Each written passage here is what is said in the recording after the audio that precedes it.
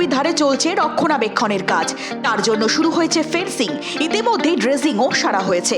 এবার সবটাই বোটে চড়ে সরেজমিনে খতিয়ে দেখলেন মেয়র ফিরহাদ হাকিম। সঙ্গে ছিলেন পৌর চেয়ারম্যান রত্নাসুর, পৌরমাতা দেবলীনা বিশ্বাস, পৌরপিতা অসীম বসু।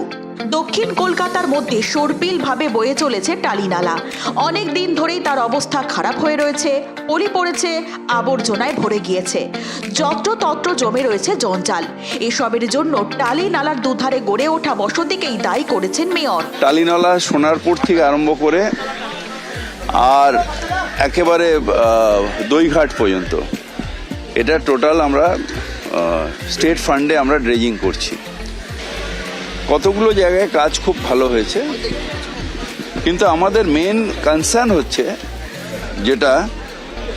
যেরকম আমরা ফেন্সিং দেব, কিন্তু প্রচুর এনক্রোচমেন্ট আছে।